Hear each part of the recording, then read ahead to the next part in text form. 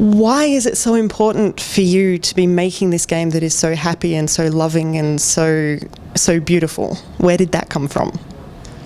I think it is kind of I mean, it's sort of the culmination of all the experience that I've had working as a game developer. I mean, I've been doing this for just about 10 years, and it's a very interesting thing to make games. It's always a journey. Like, there are lots of different things that you go through, and there are lots of ups and some downs, and I think Unravel is a bit like a reaction to all of the stuff that I've gone through before, all the stuff that I've learned, that like this time I really wanted to do it right, because I mean, you always make mistakes and you always like make things that you're happy with and some that you're less happy with, but this is kind of like the sum of all the stuff that I want a game to be. I want it to be meaningful, I want it to matter, I want it to be fun. But I also want to have fun making it, which is kind of like also part of why it's so personal, because like when it means something to me, then it's more fun to do it. So do you think that Unravel would have been possible if you hadn't had some, shall we say, less positive game development experiences? No, absolutely not. I don't think so. I mean, you have to learn, you have to evolve, you have to grow, and you can't grow without like experiences. So I think, no, Unravel would definitely not have been possible if we hadn't done all that other stuff before. And I mean, also other things, just like, it's not just like about game development, it's something like having kids, for instance, and you know, just all kinds of relationships between all kinds of different people always like affect you, and like you see how people handle those bonds between them, and I guess that's kind of like I wanted to make a game about mending broken bonds, just, you know, showing the importance of just working for each other and just putting the effort in to make things good, make things right. Did your theory ring true that all bonds can be mended even if they are, you know, broken or they stumble a bit along the way? Yeah, I mean, in a way, I mean, I think that my perception of what mending something means has changed during development, during like these past 2 years that we've been working on it. But basically, my idea is that mending something doesn't necessarily mean to make it exactly what it was before. Mending something is just putting it back together, giving it your best, trying to make things good. And, you know, sometimes you'll see the scars, but that's like really okay. And I think there's a beautiful symbolism in the game, like when you see that like thread of yarn that behind you, just like the tangled and strange path that it's taken to get you where you are. It's just like, it is a bit like life, you know.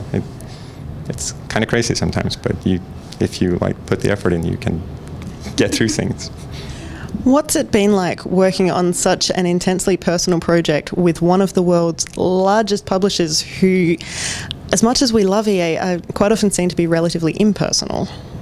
I think it's been awesome. I mean, they've been hugely supportive.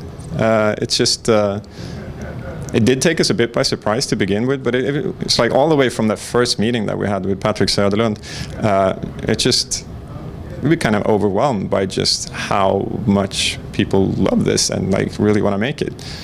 And I guess I was joking about it yesterday. It's like when you're like the biggest company in the world with all the resources, like why wouldn't you make passion projects? I mean, you have the best, the best possibilities to do it. So like, I think it's awesome. Like everybody has been just great.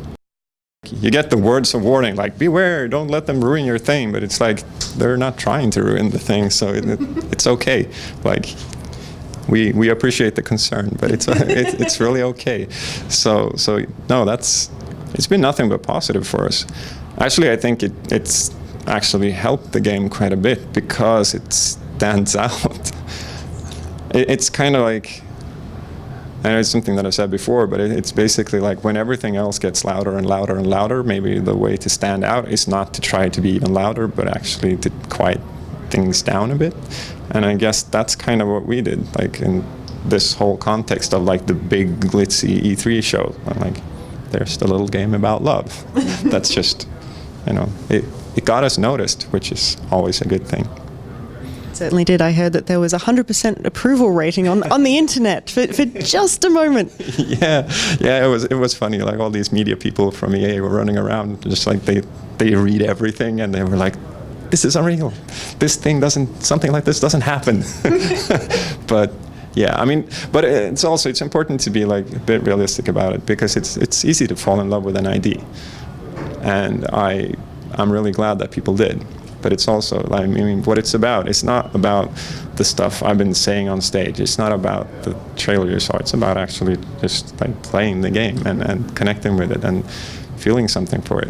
So that's why I love like shows like this, because you get to see people play it, and you get to see that it's not just an idea. It's actually something that, you know, people have lots of fun with and just seem to really enjoy.